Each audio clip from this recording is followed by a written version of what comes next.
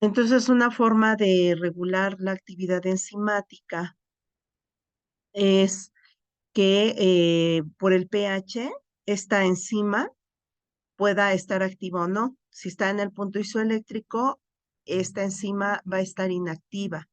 Si nos vamos a los pHs extremos, esto es o muy ácido, muy básico, sabemos que las proteínas se degradan. Entonces, las enzimas pueden tener el mismo efecto. Aunque en cinética enzimática se ve, sí, por medio de las gráficas, que puede haber enzimas que trabajan de manera óptima a pHs muy ácidos o pHs básicos. Sin embargo, no todas. Y que en el lisosoma, por ejemplo, es importante esta regulación porque en el interior del lisosoma, a pesar de que tenemos gran cantidad de enzimas, pues estas no degradan al organelo. Entonces, una forma de regular esa degradación es las enzimas están inactivas y se puede regular por el pH. Entonces, pues siendo un medio en el que sea muy ácido, la mayoría de las enzimas van a estar inactivas, por ejemplo. Otra situación que hay que tomar en cuenta es que en las células, en los tejidos, estas enzimas generalmente van a estar en un compartimiento celular y el sustrato va a estar en otro compartimento celular. Pensemos en esta fruta que platicábamos de que tiene la enzima polifenol oxidasa y que puede ser el plátano, el aguacate, los champiñones. Ajá. Todos estos alimentos en su estado inmaduro, pues todavía estas enzimas no actúan sobre el sustrato y no generan este proceso. ¿Cómo se puede generar? Con el corte, ¿verdad? Con el corte del alimento. Se rompen estas membranas que las protegen a las células o se rompen membranas de los organelos y entonces pues este contenido va a ser liberado y puede tener contacto con en el sustrato que está en otro compartimento. Por eso es que el alimento va a durar en un tiempo determinado si no se corta, si no se golpea, con las condiciones adecuadas. Conforme va madurando, quiere decir que estas enzimas también van empezando a actuar y van a generar entonces esas zonas del alimento, pues un oscurecimiento. Eso me está indicando que también el alimento ya está pasándose de su proceso de maduración. Y van a decir, bueno, pues no lo corté, no lo golpeé, pero bueno, por su naturaleza, las enzimas van a empezar a trabajar. Si congelo el alimento, pues sabemos que esa enzima va a trabajar más lento. Ya lo vimos en cinética enzimática. Entonces yo puedo meter al refrigerador alimentos como la carne para que se mantenga por mayor tiempo. La enzima va a disminuir su actividad, más no va a estar inhibida. Eso solamente lo podremos hacer con inhibidores. De tal manera, entonces, que pues en ese congelamiento, esa enzima va a trabajar más lento. En el momento en el que la saquemos del congelador y se vaya incrementando la temperatura, pues ustedes ya saben lo que va a suceder. Ir aumentando la temperatura, aumenta la actividad hasta llegar a un punto máximo y de ahí disminuye. Exactamente va a pasar lo mismo. Dígame, Samuel.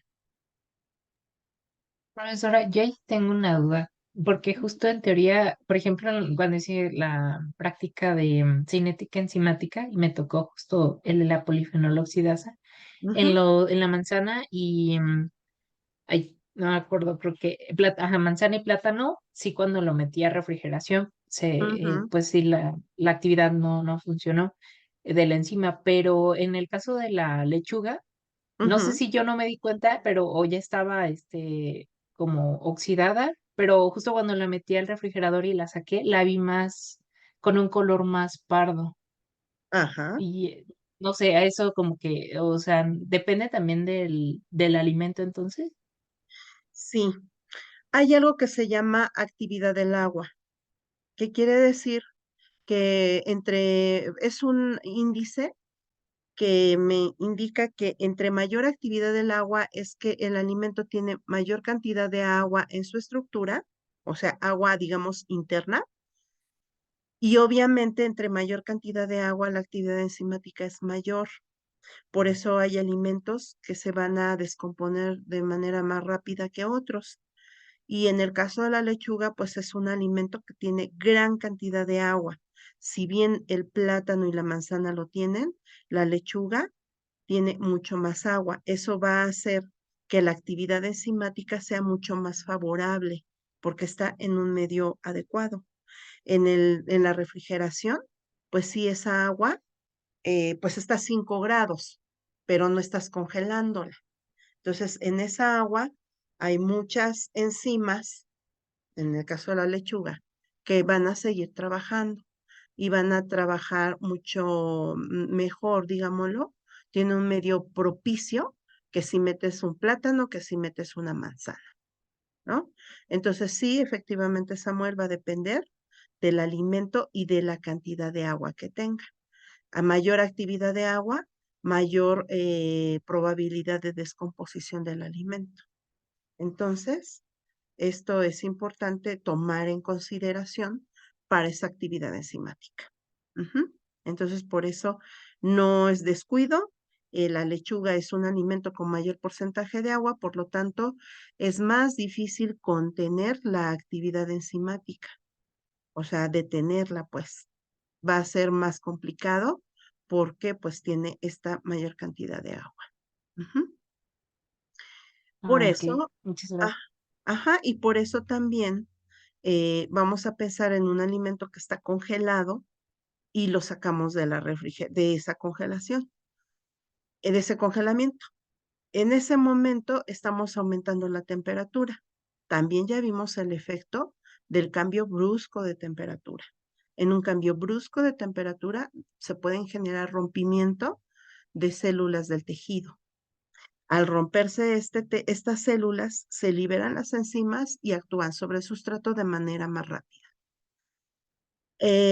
A esto también tiene un nombre que se le llama cadena de frío. Entonces, ¿qué es lo que se recomienda? Que cuando se saque un alimento del congelador, no se deje a temperatura ambiente o no se meta al horno o no se le ponga agua encima, sino que lo correcto es ir cambiando gradualmente de temperatura. ¿Por qué? Ustedes recordarán que cuando vimos proteínas, dijimos que la desnaturalización por el efecto de la temperatura se puede revertir siempre y cuando el aumento de la temperatura sea gradual y después puedo volver a bajar la temperatura y entonces mi proteína se puede renaturalizar.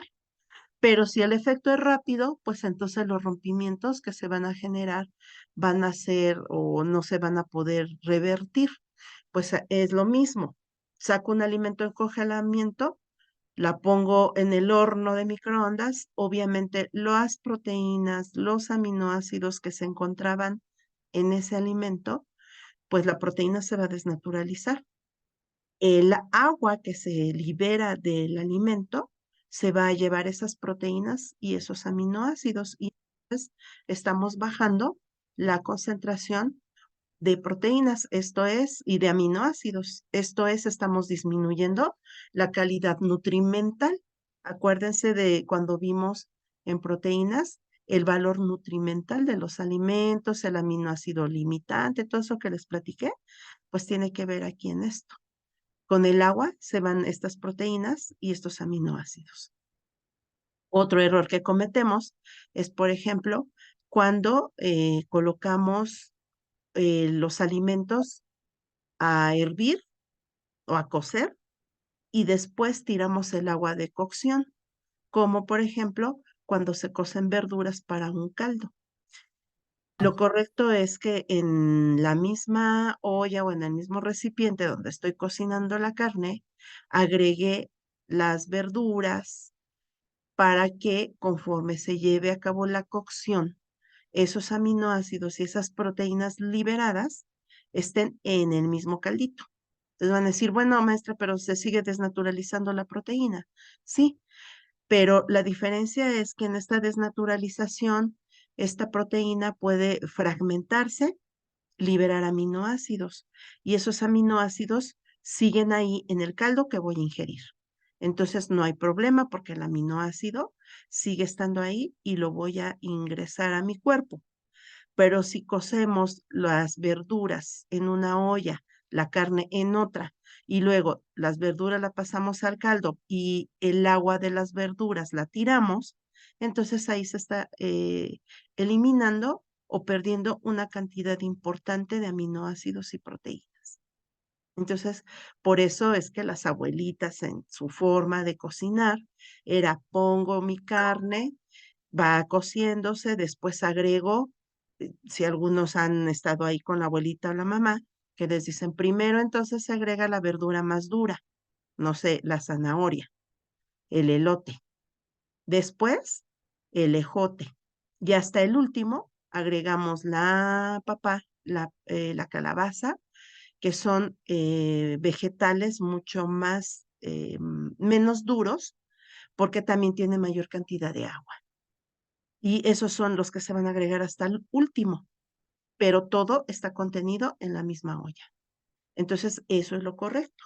Cuando nosotros sacamos la carne del congelador, la metemos al horno, se descongela rápido, pero se rompen proteínas, se eliminan aminoácidos, esos se van en el agua que nosotros tiramos después de meterlo, de haber sacado la carne del horno de microondas, esa agua pues tiene sangre, entonces lo que hacemos es tirarla y ahí ya se fue también gran cantidad de estos aminoácidos.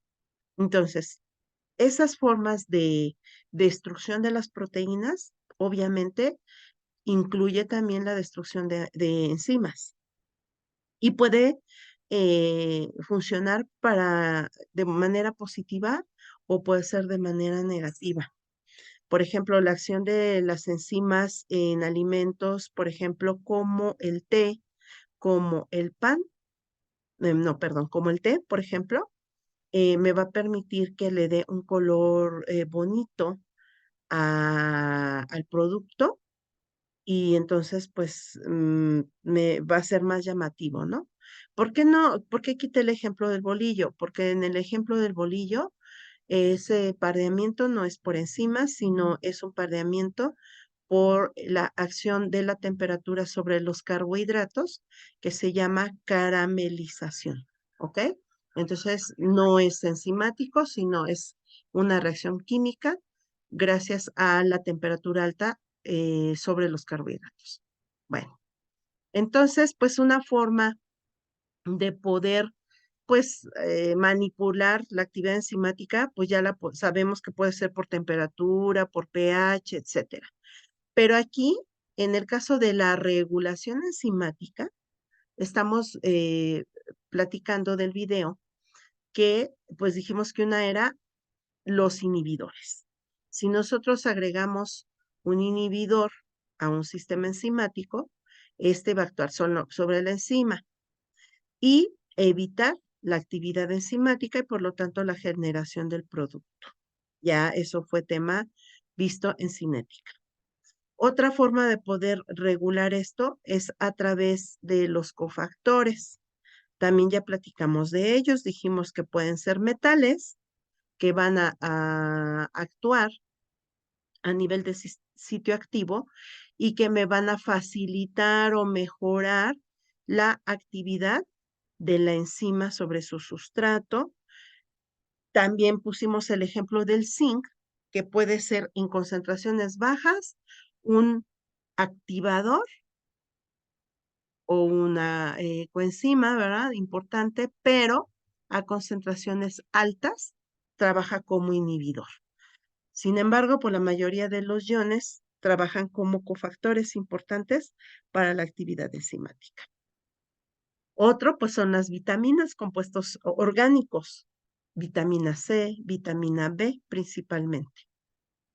Y por otro lado, el grupo prostético, que forma parte de la propia estructura de la enzima y por lo tanto es difícil de separar de la enzima a diferencia de los ejemplos anteriores. Entonces, bueno, esa es una forma de regular la actividad enzimática. Ujú. Por otro lado, vimos que también otra forma de regulación es la autoproteólisis. La autoproteólisis es la acción de una enzima sobre de otra que sea o pertenezca a la misma clase de enzima, que es lo que teníamos aquí en el dibujo. Cuando la enzima está de manera inactiva, se conoce como simógeno, ¿ok? De esta manera, si estamos hablando de que otra enzima del mismo grupo, por ejemplo la tripsina, lo que va a suceder aquí es que pues esta tripsina va a ser o va a actuar sobre otra, pero que está inactiva en ese momento, y entonces ya no se llama, bueno, la inactiva no se llama tripsina, se llama tripsinógeno. Entonces tenemos a la forma inactiva,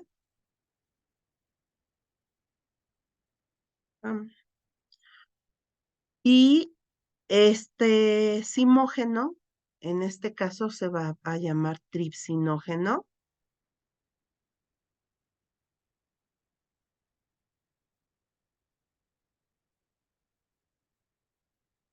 por efecto de la enzima tripsina, se va a poder activar.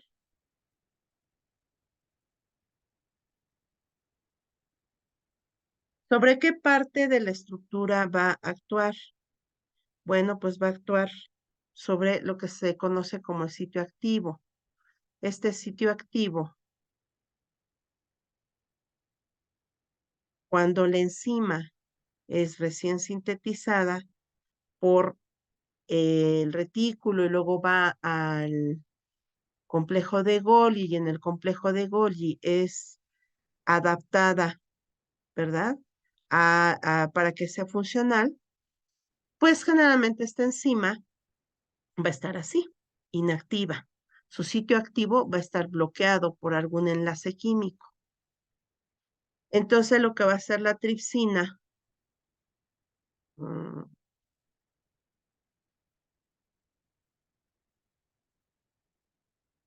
esta, que sí está activa, lo que va a hacer esta enzima que sí está activa es actuar sobre ese sitio activo que está bloqueado. Y de esa manera, como consecuencia entonces, esta enzima va a tener su sitio activo libre para que el sustrato pueda unirse. Entonces, de esta manera estamos regulando la actividad de la enzima, pasando del estado inactivo, que es el simógeno, al estado activo, que es la enzima. Entonces, ahí les puse el ejemplo de la tripsina. También tenemos como otro ejemplo que podría ser la quimiotripsina.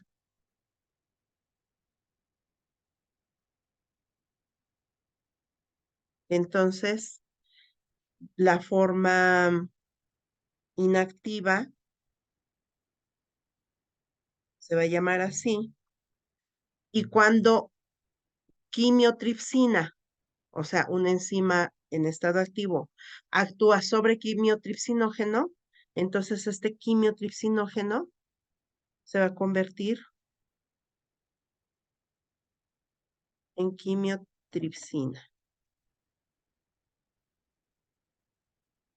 Ujú. Es otro ejemplo.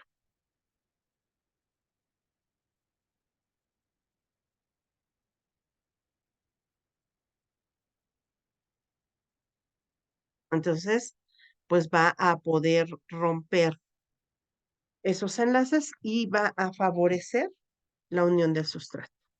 Entonces, esa es otra forma de regular. Y el siguiente es que recordemos que la enzima tiene un sitio alostérico,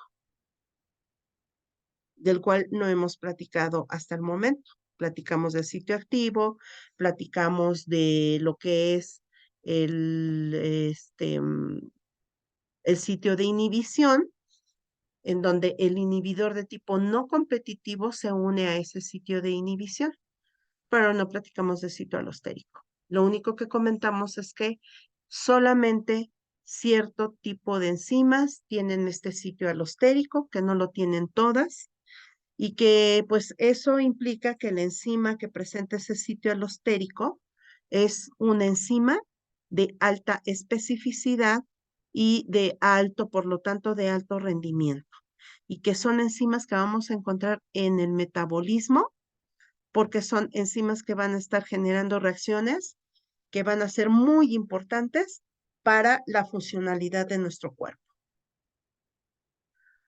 En este sitio alostérico se va a unir una molécula llamada modulador, el modulador positivo y el modulador negativo. ¿Cuándo estamos hablando de un modulador positivo? Cuando estamos generando que la actividad enzimática se incremente y por lo tanto la cantidad del producto aumenta. Y cuando hablamos de un modulador negativo, es cuando la cantidad del producto disminuye, porque este modulador negativo va a disminuir la actividad de, eh, disminuye su actividad, ¿no? Y por lo tanto, pues no vamos a tener producto. De esta manera, pues vamos a ver que dependiendo del modulador que esté presente, es como la enzima va a actuar. Entonces, para complementar la información, si el modulador es positivo, la cantidad de producto aumenta. ¿Y qué pasa con la cantidad de sustrato? Cuando hablamos de este modulador positivo. Bueno, pues cuando hablamos de que hay un modulador positivo, vamos también a pensar en que la cantidad de sustrato va a disminuir.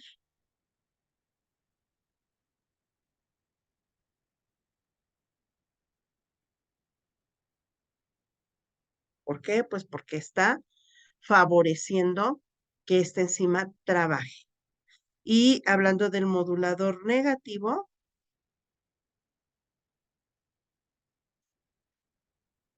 como está disminuyendo la actividad enzimática, disminuye el producto y el sustrato se mantiene por más tiempo.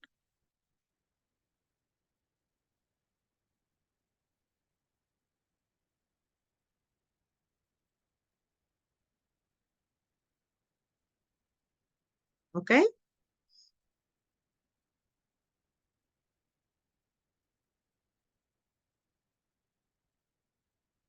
Entonces vuelvo a repetir. Si tenemos un modulador de tipo positivo, es que va a hacer que esta enzima aumente su actividad, o sea, sea favorecida, y la cantidad de producto va a aumentar. Y obviamente la cantidad de sustrato disminuye rápidamente. Y en el caso del modulador negativo, lo que va a hacer es que esta enzima va a actuar más lento, por lo tanto la cantidad de producto es menor Vamos a ponerle, es menor, ¿ok? Y el sustrato se va a mantener por más tiempo, ¿sale? Pues, en general, eso es lo que va a pasar. Ahora, ¿quiénes son esos moduladores? Bueno, esos moduladores, fíjense que, pues, no sé, simpático, raro, llamativo, ¿verdad? Es que esta regulación o esta modulación la va a realizar el propio producto de la reacción enzimática. Entonces, vamos a pensar en que tenemos una serie de reacciones, un conjunto de reacciones bioquímicas. ¿Qué es una reacción bioquímica? Pues es simplemente una reacción química que se lleva a cabo en una célula, ¿no? Nada más que como ya se llevan a cabo en organismos, en elementos vivos, pues le llamamos reacción bioquímica, pero pues no son más que reacciones químicas. Entonces, un conjunto de reacciones bioquímicas me genera lo que se conoce como una ruta metabólica, como por ejemplo la glucólisis, como por ejemplo el ciclo de Krebs, que son rutas metabólicas. La beta-oxidación es una ruta metabólica. La glucogenólisis es una ruta metabólica. Entonces, las enzimas de tipo alostérico van a ser o van a estar presentes de manera importante en estas rutas metabólicas. Entonces tenemos, en la primera reacción, vamos a tener el sustrato A que va a dar paso al producto B, pero resulta que este producto va a ser el sustrato de la enzima para generar el producto C y posteriormente este producto C va a tener el papel de sustrato para la enzima que me va a generar el producto D. Entonces aquí estamos hablando de la enzima 1, así la vamos a llamar, que va a estar involucrada en la reacción de A a B. Tenemos la reacción, digo, la enzima 2 para la reacción de B a C y la reacción para CD, la enzima 3. Así va a estar. Entonces, por cada reacción voy a tener una enzima, de tal manera que, por ejemplo, aquí vemos en línea punteada, ¿verdad? Que D puede estar aquí actuando sobre esta reacción y aquí también de esta forma. Y te lo vamos a platicar. Muy bien, entonces cada paso tiene una enzima. ¿Dónde vamos a encontrar las enzimas alostéricas? Generalmente las vamos a encontrar al inicio de la ruta metabólica o al final de la ruta metabólica. De tal manera que entonces, en esta serie de reacciones, el producto D puede ser el modulador de la enzima 1. Acuérdense que los moduladores son sobre las enzimas, no sobre los sustratos. Entonces, el producto D es o puede ser un modulador para la enzima 1, que es la enzima alostérica. Vamos a pensar en que D sea un modulador positivo. ¿Qué quiere decir que sea modulador positivo? Que este producto va a llegar y va a activar a la enzima 1. ¿Cuándo va a suceder eso? Cuando la concentración, fíjense bien, cuando la concentración de D disminuya.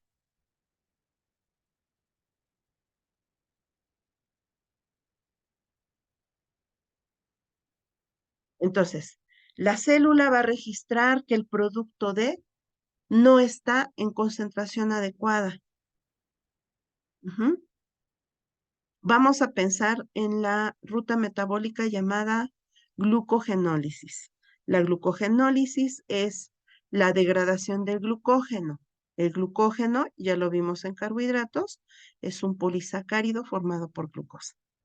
Este glucógeno se almacena principalmente en hígado y también en músculo para poder dar fuente energética. Bueno, entonces, este producto D, cuando está en baja concentración, que sería la glucosa, va a mandar un estímulo positivo a la enzima 1. ¿Para qué? Para que el sustrato A, que en este caso sería el glucógeno, ¿estamos de acuerdo? El glucógeno sea degradado y nos proporcione glucosa. Si ustedes ya vieron los otros videos, ya hicieron sus trabajos, habrán visto que en la glucogenólisis se va a activar cuando los niveles de glucosa en nuestra sangre disminuyan. ¿Cuándo sucede esto? En el ayuno. En el ayuno, en periodos largos, en donde no hay una ingesta de alimento, el cuerpo va utilizando la glucosa que nosotros ingerimos, pero pasado un tiempo, esta glucosa se va llegando al límite mínimo de la concentración de glucosa que tenemos en el cuerpo, que es de 70 miligramos por decilitro, y entonces empieza a mandar mensajes al cuerpo. ¿Qué mensajes? Cuando ustedes no han comido, ¿qué mensajes reciben? Su cuerpo, ¿cómo reacciona? Bueno, mareos, Ajá, dolor en el estómago, bueno, y, como en la boca del estómago. ajá, dolor de cabeza, ¿ok? Me empieza a dar como sueño, me siento muy cansado. ¿Por qué? Porque esas bajas concentraciones de glucosa le están mandando información a nuestro cuerpo, a nuestro cerebro y a los órganos involucrados de que hace falta glucosa. Entonces, ¿qué hace esta glucosa? La glucosa misma llega a la primera enzima de la glucogenólisis para que este glucógeno empiece a ser degradado, ¿ok? Porque el glucógeno es un almacén. Está ahí para cuando sea necesario para las urgencias.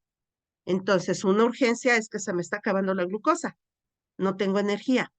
Entonces, la glucosa misma, como producto en baja concentración, va a llevar a cabo una modulación positiva para que esta enzima empiece a trabajar mucho más rápido y entonces este glucógeno se empiece a degradar.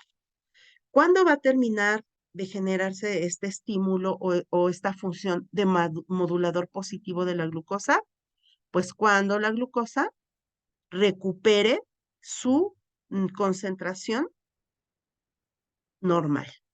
O sea, aumente de 70 y entonces pues ya tenemos glucosa en la sangre para poder generar todas nuestras reacciones, todas nuestras actividades que son necesarias y que requieren energía. Incluso el pensar, el estudiar, todo esto que dicen, pues si ni te estás moviendo, está generando un gasto energético importante. Entonces, esta presencia de la glucosa, pues me está generando esta reactivación, ¿sale? Entonces, ese es el ejemplo de la modulación de tipo positivo. Ahora, la modulación negativa. Esto es, la glucosa también va a mandar información y va a actuar sobre la enzima 1, pero esta vez va a ser el mensaje, disminuye tu actividad. ¿Por qué? Esto sucede cuando la concentración de glucosa aumenta de manera importante.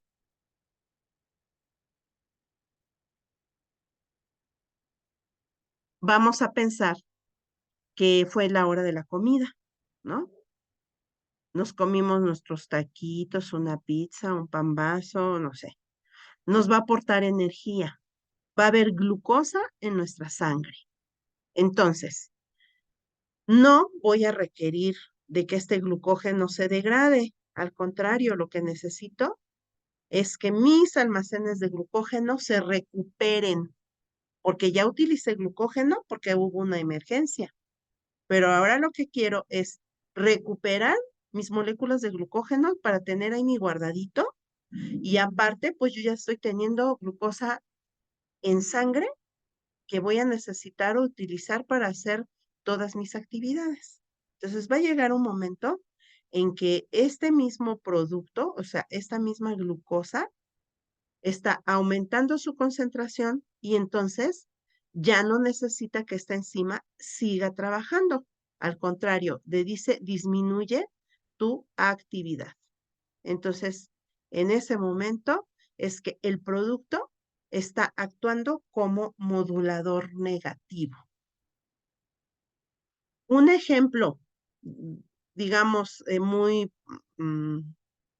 prosaico para explicarles también esto es, ahorita en las épocas navideñas hay demanda mayor de ciertos productos, como son toda la ropa de invierno, las cobijas, etcétera. Si una fábrica de cobijas representara sus procesos, no sé, les llega la materia prima y van a elaborar una cobija, el producto final es la cobija. En épocas de frío vamos a tener una modulación positiva, esto es, le va a decir a los trabajadores que son las enzimas que utilicen esta materia prima para sintetizar esta glucosa, porque es necesaria. O sea, que elaboren mayor cantidad de cobijas. ¿Qué sucede en épocas de calor? Pues toda esa ropa de invierno no se va a vender con la misma, o sea, no va a ser tan solicitada y las cobijas tampoco. Y entonces, ¿cierro la fábrica? No. Lo que hacemos es disminuir la producción de cobija, más no cierro la fábrica. Esa es una modulación. La inhibición es que cierro la fábrica y la abro hasta después. Pero si estamos hablando de modulación, es en épocas navideñas o de frío requiero ropa abrigadora, cobijas, entonces estimulo la producción de cobijas, o sea, modulo positivamente. Estamos en temporada de calor, no voy a cerrar mi fábrica, pero sí puedo descansar a obreros y puedo disminuir la producción de la cobija. Eso es una modulación de tipo negativo. Muy bien. Y esto va a suceder en todas las rutas metabólicas, en todas. Ajá. Ahora, esta otra parte del diagrama, ¿qué quiere decir? Que en este caso, pues estamos hablando de que el producto de la misma serie de reacciones o del mismo conjunto de reacciones está actuando sobre esta enzima. O a lo mejor, muchachos, también podría actuar sobre la enzima que está al final. Acuérdense que está al inicio o al final. Cualquiera de los dos sitios puede ser candidato. Eso ya va a depender de la ruta metabólica y de la situación. Pero glucosa también puede ser un modulador para elementos de otra ruta metabólica. O puede ser, bueno, puede ser modulador positivo o negativo. Por ejemplo, en este caso que platicábamos de que la concentración de D era demasiada, y entonces lo que hacía es modular negativamente a la primera enzima para que ya no se genere este producto. Al mismo tiempo, se puede modular otra reacción. Vamos a poner como ejemplo que esta glucosa sea un modulador positivo cuando está en alta concentración de otra ruta metabólica llamada lipogénesis.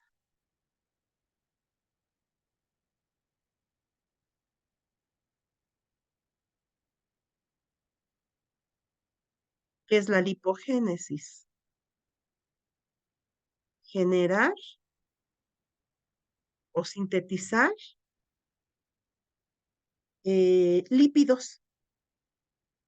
Entonces, si yo tengo un exceso de glucosa, ya se rellenaron los almacenes de glucógeno, ya llegué al nivel adecuado de glucosa en sangre, ¿ok? Se disparó esta modulación y sigo comiendo pizza, sigo comiendo tacos, sigo comiendo, este, pues comidas altas en contenido calórico como los carbohidratos. Entonces, todo esto no es suficiente.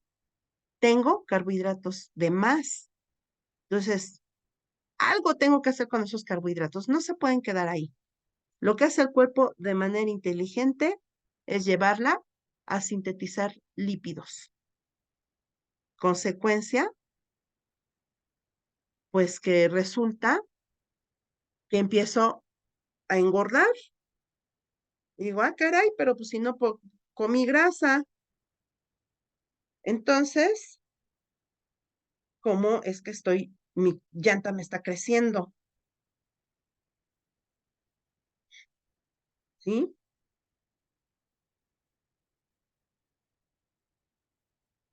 De tal manera que, pues, el cuerpo tiene que hacer algo con todo ese material. Y uno de lo que puede hacer es llevarlo a la grasa. Entonces, sí, el proceso de regulación, en este caso de modulación, me va a permitir regular la síntesis de estos compuestos. Pero es bien importante también cómo es nuestra dieta. Entonces, pues por muy eficiente que sea la modulación, por muy eficiente que sea nuestro cuerpo para almacenarlo en glucógeno, pues si la actividad que yo estoy realizando no es suficiente para acaparme todo ese almidón, esas glucosas que ingerí, pues lo más lógico va a ser que la llanta me crezca.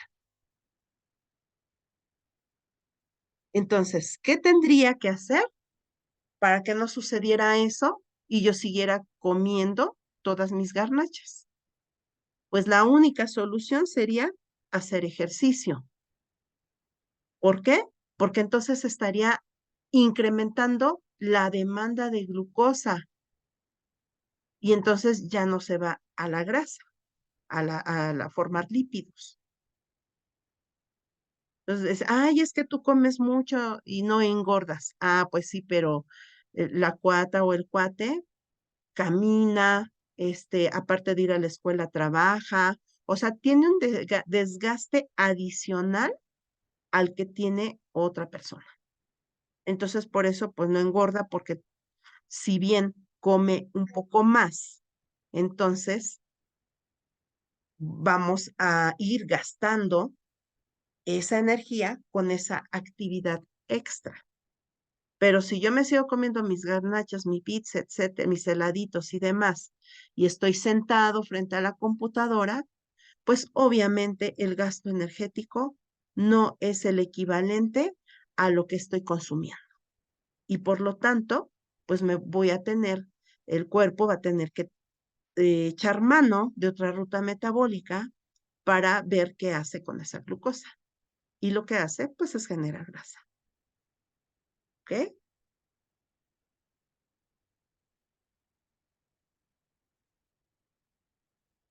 Entonces, bueno, pues este modulador, como decíamos, em, puede ser negativo o positivo dependiendo de lo que se necesite.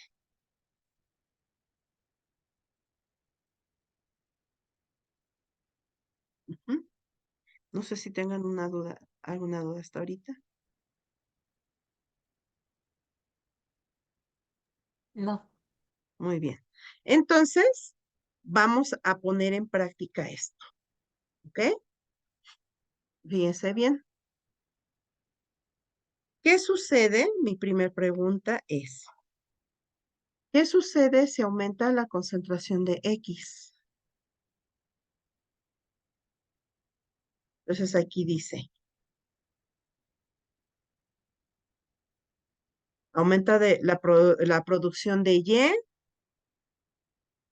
y por lo tanto de Z. Veamos el esquema. Vamos a quitar tanta raya, ¿verdad?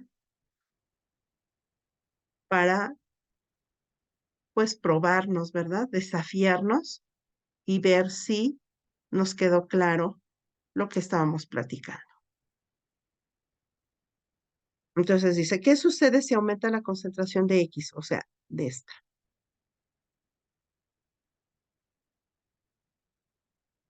Aumenta la producción de Y por lo tanto de Z. ¿Estamos de acuerdo?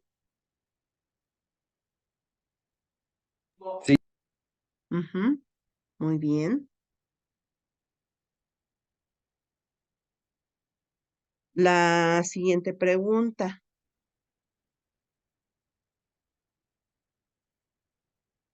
¿Qué sucede si aumenta la concentración de C?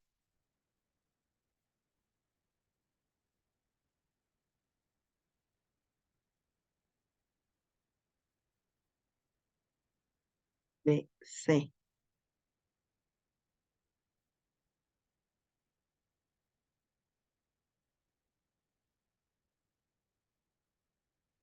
De C.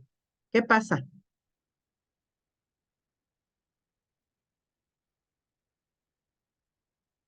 Aumenta la producción de D. ¿Ok? Aumenta la producción de D. O sea, ¿es correcto? Porque bueno, ya está aquí, ¿no? ¿Es correcto? Si aumenta C, aumenta D. Ok. Dice que también aumenta X, Y y Z. ¿Estamos de acuerdo?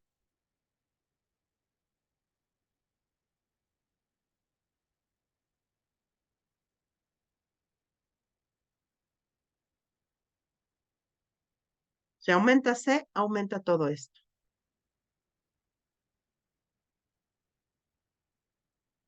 ¿Sí? Sí, ¿no? Porque D actúa como, este, ahí se me fue el nombre. Bueno, que también aumenta X, ¿no?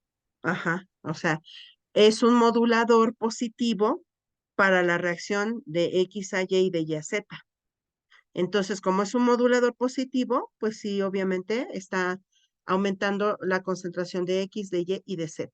Entonces, la pregunta que les iba a hacer ahorita es, ¿qué función tiene? O sea, sería ahí como un modulador positivo para la producción de Y. Y al aumentar Y, aumenta Z. Ajá. O sea, D actúa sobre la enzima que trabaja para producir Y, pero si hay más Y, entonces hay más Z.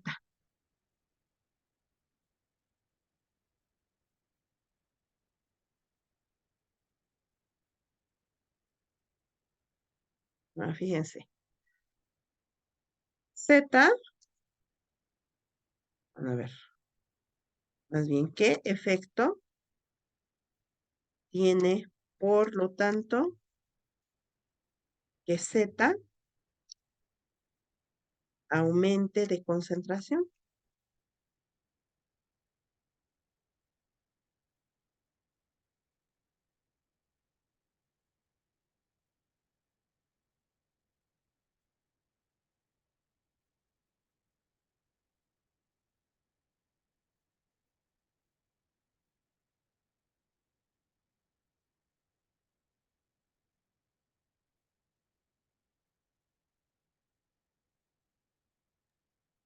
Y y Z también aumentan. Ujú. Inhibir. O sea, ya habíamos puesto esto, ¿no? Aquí. Pero ¿qué más pasa? Ah, de Y y Z, me decía si aumenta la concentración de Z, ¿aumenta de qué? ¿De X y Y? ¿Samuel? Ah, no, no, no. Sería la inhibición, bueno, un modulador negativo de A. Ujú. ¿Por qué? Porque en este caso, como estamos teniendo un aumento de la concentración del producto, lo vimos aquí,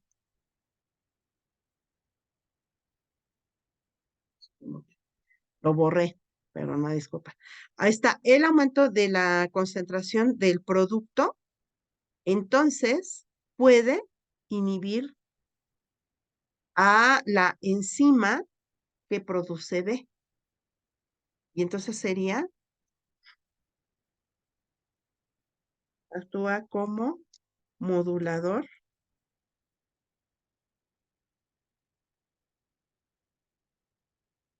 en este caso, perdón, negativo. ¿Por qué? ¿Por qué sé o cómo adivino? Así que, ay, maestro, ¿yo cómo voy a adivinar si es positivo o negativo? Hay que analizar la reacción. Si Z me está indicando aquí la reacción que tiene injerencia sobre la enzima 1, vamos a pensar. Si fuera modulador positivo, ¿qué pasaría? Aumenta D, aumenta y aumenta Z. Al cuerpo o al sistema o al metabolismo le conviene que Z esté en alta concentración y entonces esté modulando positivamente para que haya más Z todavía. No, no nos, no me va a convenir. O sea, vamos a estimular la actividad de una enzima para que genere un producto cuando éste está faltando, cuando está disminuyendo su concentración. Cuando está aumentando, pues como que no me sirve, ¿no? ¿Para qué quiero más Z si ya tengo mucha? Entonces no es cuestión de adivinar, sino más bien de analizar lo que está sucediendo en el sistema para poder determinar si está trabajando como un modulador positivo o como un modulador negativo.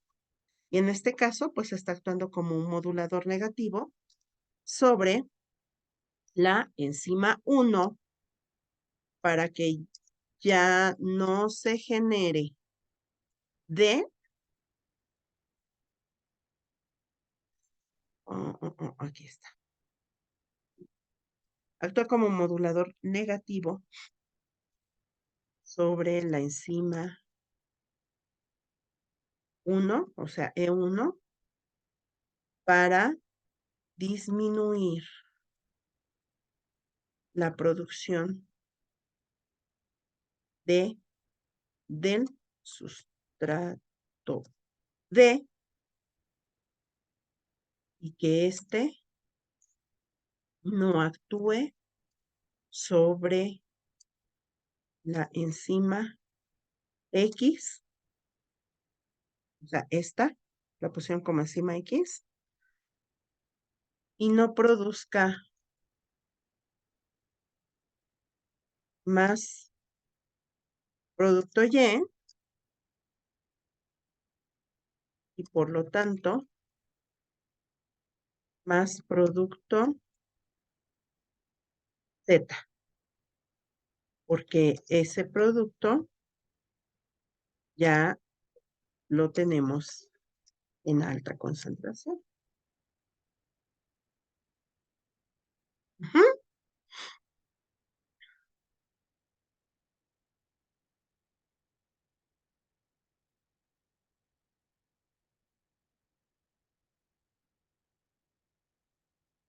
Siguiente pregunta.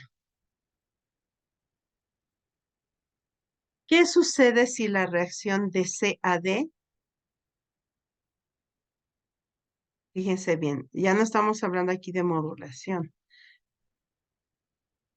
Bueno, sí vamos a hablar de modulación, pero también estamos involucrando un inhibidor. ¿Qué sucede si la reacción de C a D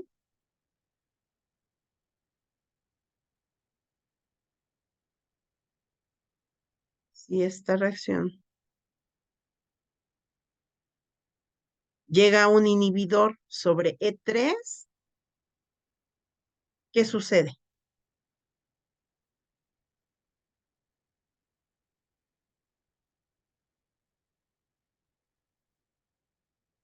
Lo primerito es que disminuye la síntesis o producción del producto D. Y luego,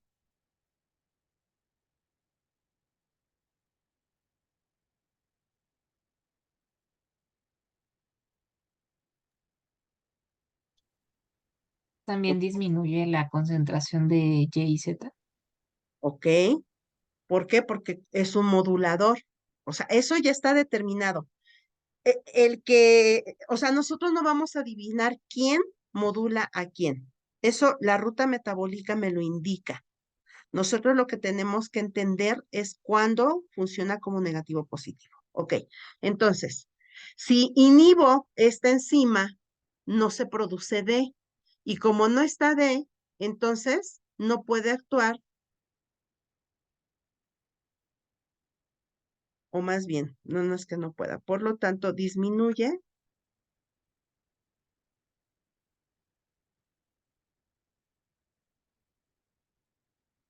Por lo tanto, disminuye su actividad sobre demodulador, sobre la enzima X. Ujú. Por lo tanto,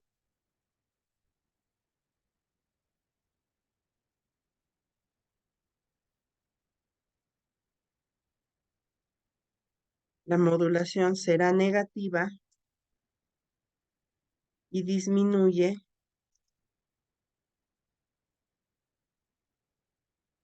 el producto Z. ¿Ok?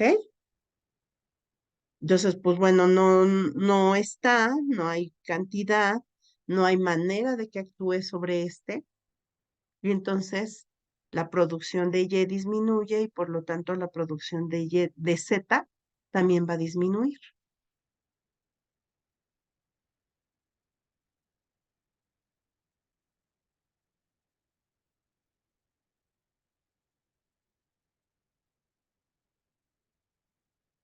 Vamos a ver qué otra pregunta tenemos aquí.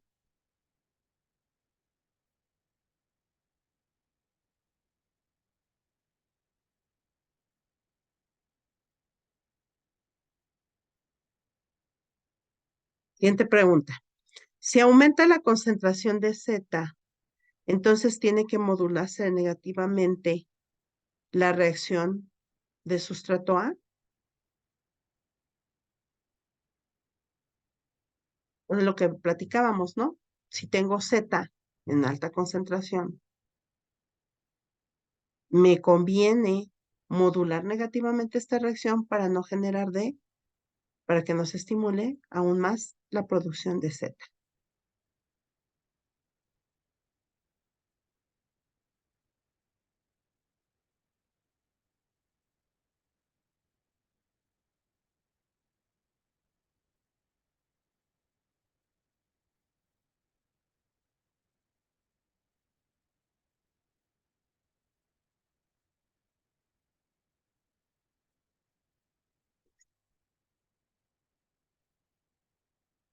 La siguiente pregunta.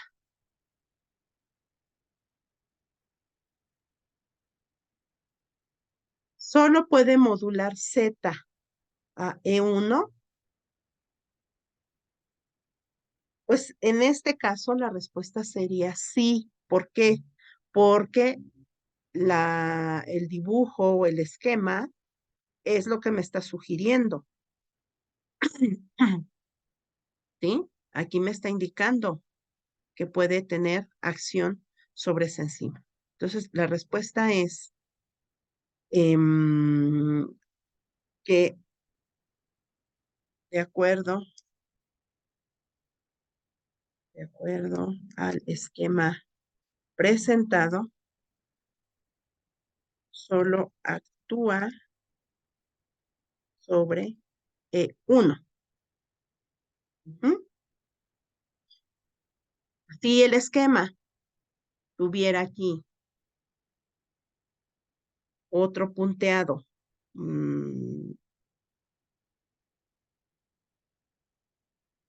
sobre E2, por ejemplo,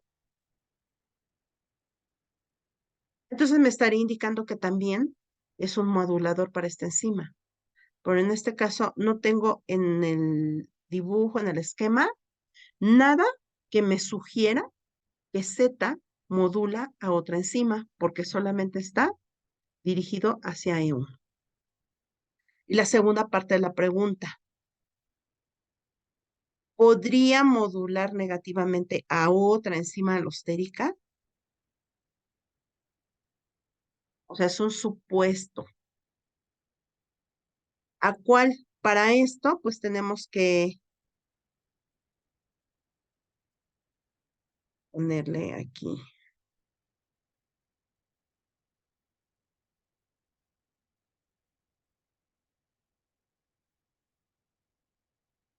Enzima 4.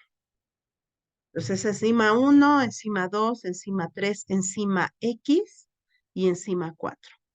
Entonces, si ustedes ven esta reacción, entonces, ¿cuáles serían los candidatos? ¿Cuáles enzimas serían las candidatas para que pudiésemos proponer que Z sea un modulador de alguna de ellas? ¿Cuáles les gustaría? Aquí dice que es 5, pero ese 5 no existe. ¿Qué sería? De acuerdo a esta nomenclatura.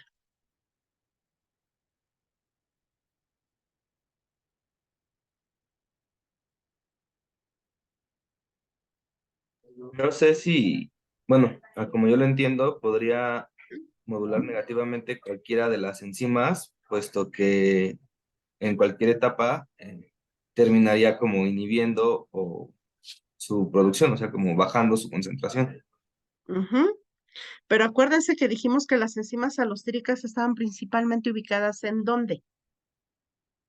Bueno, hacia el principio y al final, sí, sí. Ajá. Entonces, ¿cuál podría proponer? Entonces, se propondría E4. Ujú. Puede ser E4, porque este mismo producto puede modular negativamente a E4 y ya quedaría hasta Y. Pero otra opción puede ser también E3. ¿Por qué? Porque esta es una reacción y esta es otra. Entonces, Z también podría ser, y de hecho, sería más viable que fuese modulador de la enzima E3, que está al final de la ruta metabólica. Esta, ¿ok? Si modula negativamente E3, ya no habrá D, ya esta D no actuará sobre la enzima X, ya no habrá y disminuiría la concentración de Z, ¿ok?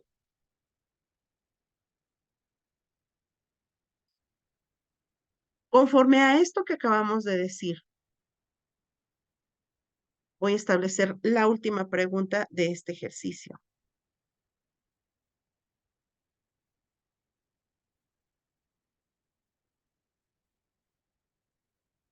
Si se modula negativamente a E3, ¿qué sucede con sustrato X y qué sucede con sustrato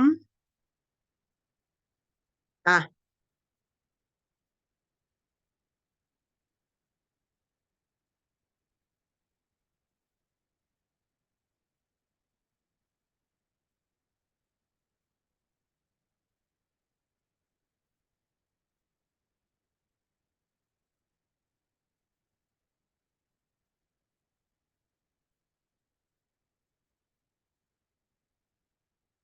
aumenta o disminuye la concentración.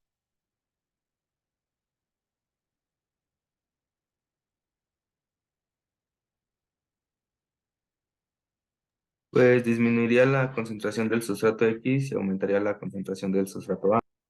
Por, deme su fundamento. Porque si se modula negativamente a la enzima E3, digamos lo que la reacción se estaría deteniendo de algún modo Ujú. en el sustrato C. Entonces, como no hay una concentración del sustrato D, pues no se modula el sustrato X. Entonces, digamos lo que ahí se detuvo. Entonces, Ah, la enzima A, pues ya también como no sigue avanzando, detiene igual su producción y esa sí va aumentando. no, Bueno, sí, pero A es un sustrato, no es una enzima.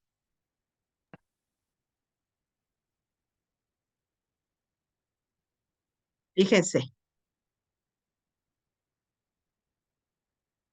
está actuando sobre 3, como dijo su compañero. ¿Qué va a suceder? D disminuye. ¿Estamos de acuerdo? ¿Qué pasa con los sustratos anteriores? ¿Se utilizan o no se utilizan? ¿Se utiliza C? Ya su compañero dijo que no.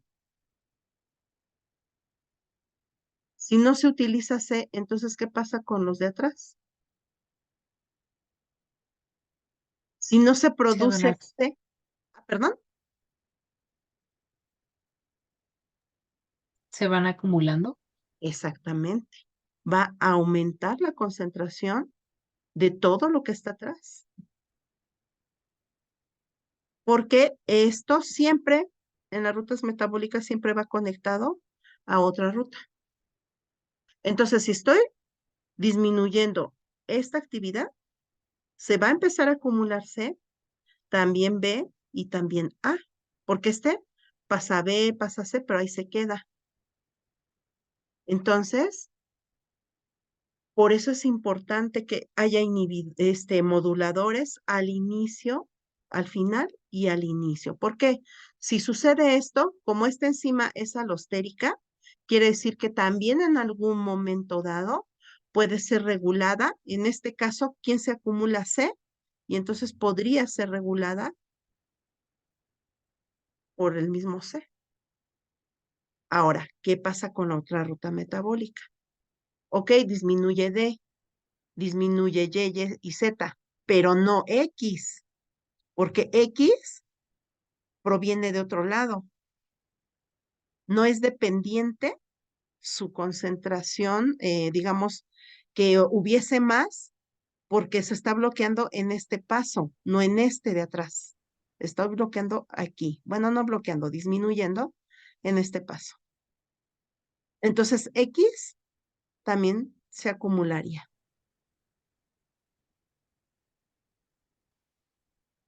¿Ok? Ojo, entonces ahí.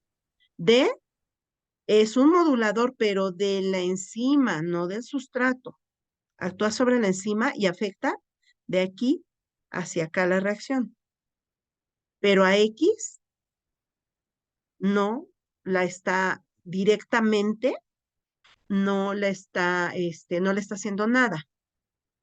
Lo que va a suceder es que como no está actuando esta enzima, X se va a empezar a acumular. Y por lo tanto, el producto del cual proviene X. O sea, acá, también aquí. Si la alostérica solamente estuviera al final de la reacción, entonces en menudo lío estaría el metabolismo, pero afortunadamente no. También tenemos enzimas alostéricas al inicio.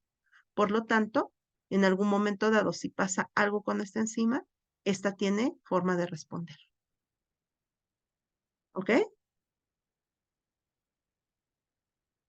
Entonces, pues sí tenemos que estar muy, muy abusadillos con todo este proceso. ¿Sale? Vamos a ver ya para terminar el tema, pues ya algo real. Me refiero a real, más bien un ejemplo así tal cual de esta ruta que es el ciclo de Krebs y donde vemos sitios de regulación del ciclo de Krebs. Entonces, está el esquema completo en el que vemos que el piruvato que proviene de la glucólisis, ajá, este piruvato que viene de la glucólisis, o sea, viene de glucosa, que es lo más común, no es el único precursor, la única forma de generar piruvato, ¿verdad? Pero vamos a pensar que es la continuidad de glucosa con este ciclo de Krebs, cadena respiratoria, fosforilación oxidativa, que es la respiración celular. Bueno, entonces la glucosa forma piruvato. El piruvato se transforma a través de una deshidrogenación acetilcoenzima A. Y entonces acetilcoenzima A ingresa a la mitocondria, porque acuérdense que todo esto es en el citosol de la célula.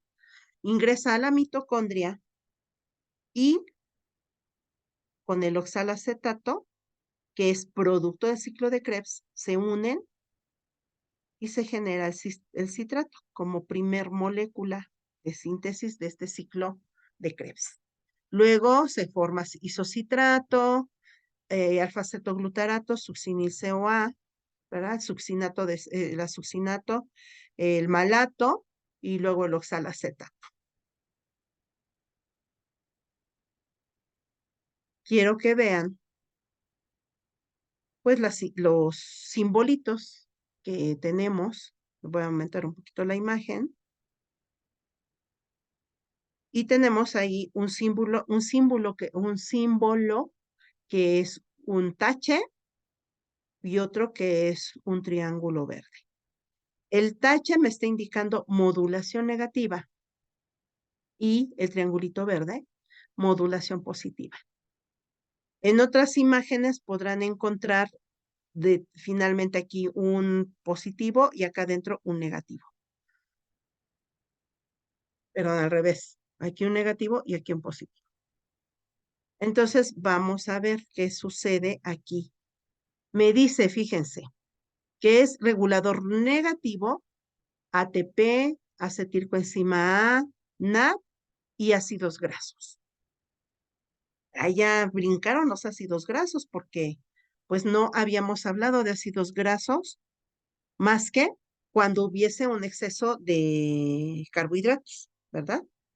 Pero entonces vemos que también están involucrados aquí en las reacciones de ciclo de Krebs. Y como moduladores positivos, AMP, acetilcoenzima, NAD en su estado oxidado y los iones calcio.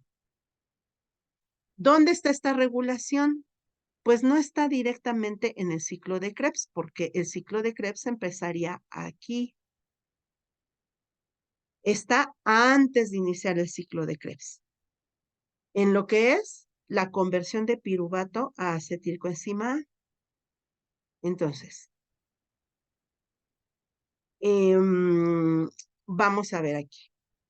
En la primera reacción, modulador negativo, NAD reducido, succinil-CoA, citrato, ATP. Modulador positivo, ADP. Y aquí, de isocitrato a alfa-cetoglutarato, modulador negativo, ATP, modulador positivo, calcio, ADP. En esta otra reacción, modulador negativo, succinil-CoA, NAD reducido, modulador positivo, calcio. ¿Ok? Entonces, como les decía, los diagramas, las rutas metabólicas, ya me están indicando cuáles son sus moduladores, si son positivos o negativos. Pero de lo que se trata en este momento es que entendamos por qué son positivos y por qué son negativos. Antes de desglosar esta parte, ¿cuál es el producto final de la degradación de la molécula de glucosa?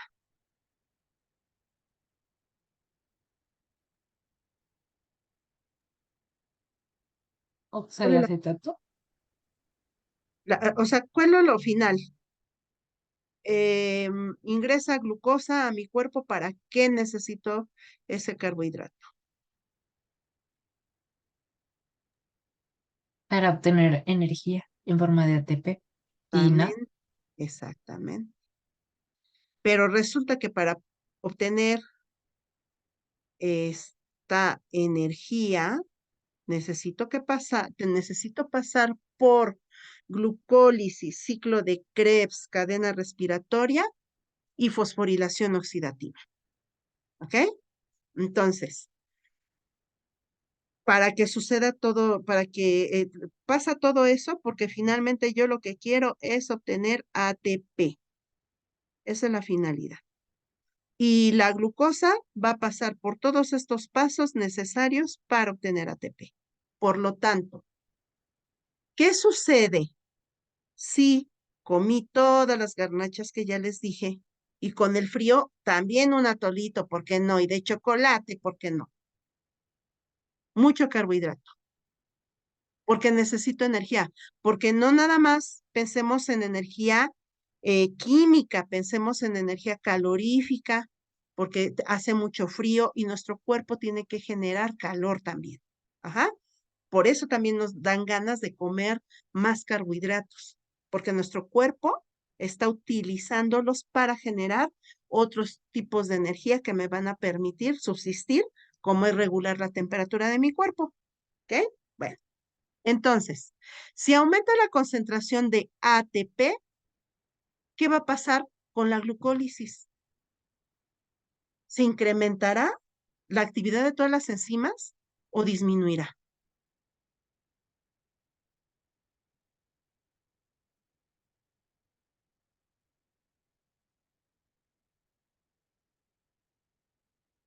Glucólisis es rompo la glucosa en dos moléculas de piruvato.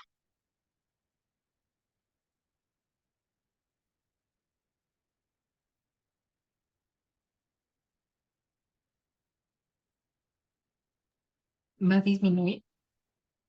Va a disminuir, ¿por qué? Porque ya tengo el ATP.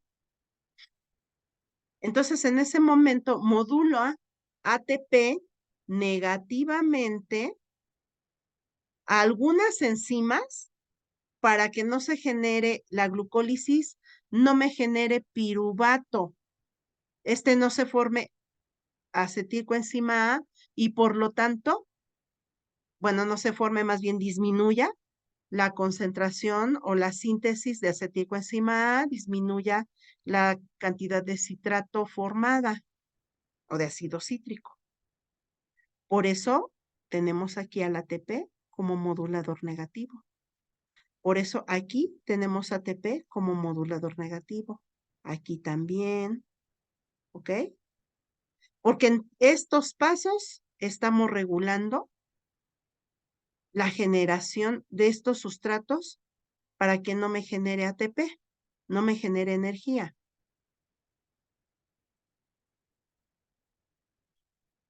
Veamos, NAT reducido también es un modulador negativo. ¿Por qué? Muy sencillo. Veamos la ruta metabólica.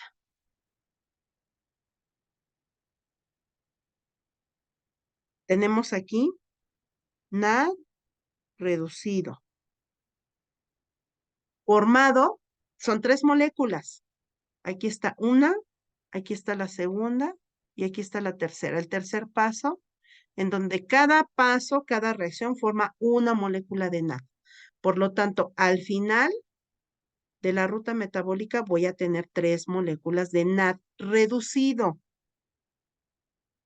Para generar NAD reducido, quiere decir que en estas reacciones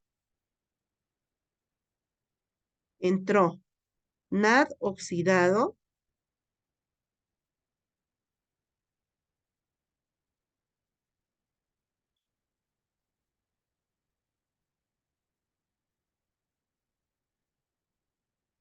y salió este reducido, ¿no? Ahí lo puse al revés, la flechita. Tendría que hacer así. Entró aquí, pues aquí salió. Ajá. Entonces, si NAD reducido es formado por el ciclo de Krebs,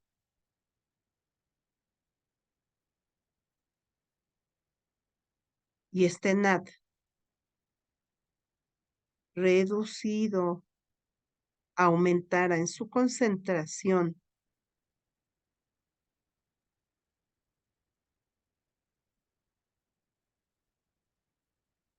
¿qué va a pasar? Pues va a decir, a ver, ya está en alta concentración NAD reducido, ya no quiero más, bájale a tu síntesis de NAD reducido. Entonces, NAD reducido es un modulador negativo. Vayamos a la contraparte. ADP.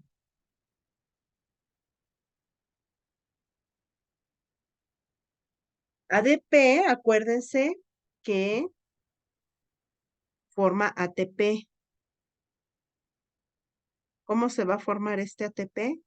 Ah, pues debe de ingresar una molécula de fósforo para entonces pasar de ADP a ATP.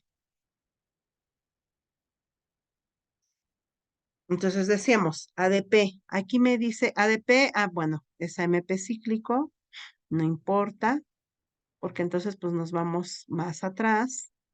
AMP sintetiza ADP si ingresa un grupo fosfato.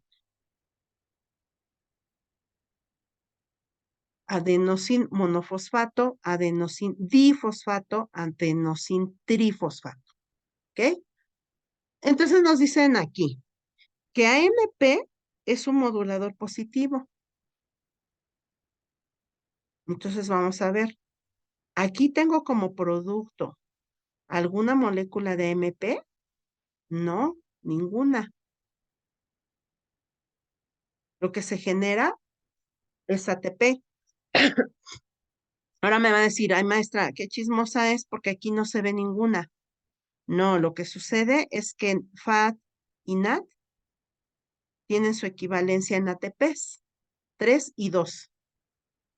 Entonces, por eso, pues estamos pensando que ahí está. Ajá.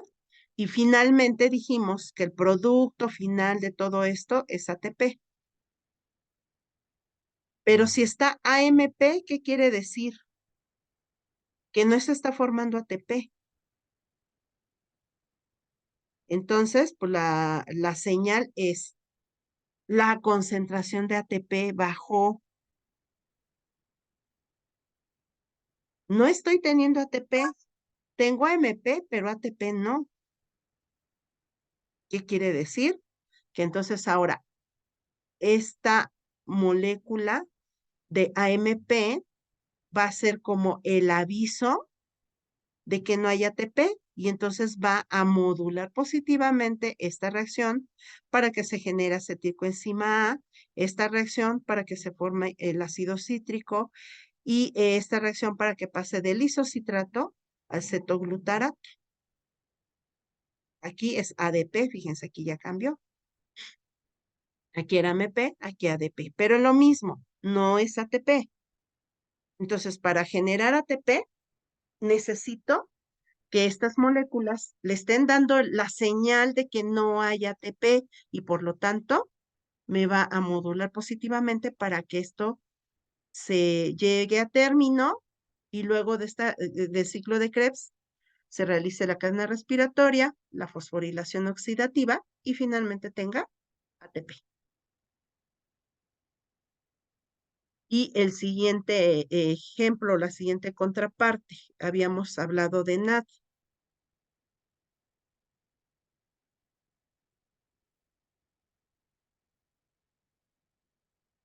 Entonces aquí NAD está en estado oxidado. Y decíamos, para que se genere NAD reducido, necesitamos que se genere, que tengamos NAD oxidado. Si no hay no se genera el reducido. Por lo tanto, NAD oxidado funge el papel de modulador positivo para que entre a las reacciones y se genere NAD reducido. El oxidado entra y se genere el reducido. Y así pueden ustedes hacer el ejercicio, ¿verdad? Ya por su parte, de revisar cada una de las otras moléculas, ¿no? Por ejemplo, ¿qué sucede o por qué me está diciendo aquí que, por ejemplo, succinil-CoA es un modulador negativo? Ah, pues porque resulta que succinil-CoA es un producto del ciclo de Krebs.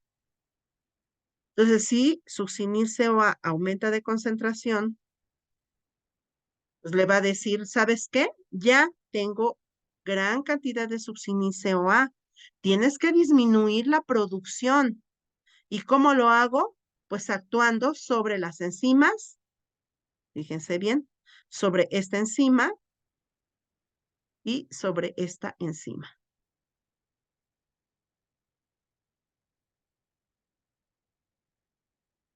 Modula negativamente. ¿Para qué? Para que ya no se sintetice succinil-CoA.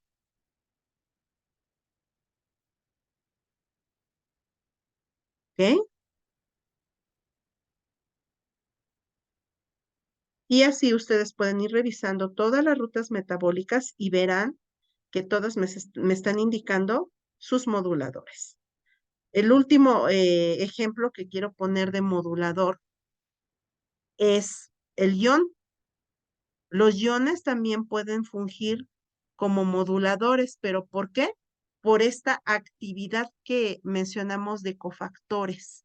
Entonces, quiere decir que por la importancia de iones como cofactores es importante y también es una forma de regular, que ya lo dijimos, ¿no?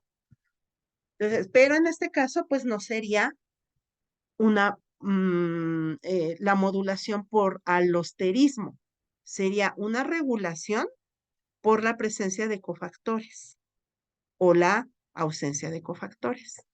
Cuando estamos hablando de los sustratos o de los productos, estamos hablando de lo que es la modulación. ¿Ok? Entonces, vamos a hacer resumen. Para regular una enzima tenemos la autoproteólisis. Tenemos los inhibidores. Tenemos el uso de cofactores y tenemos el alosterismo.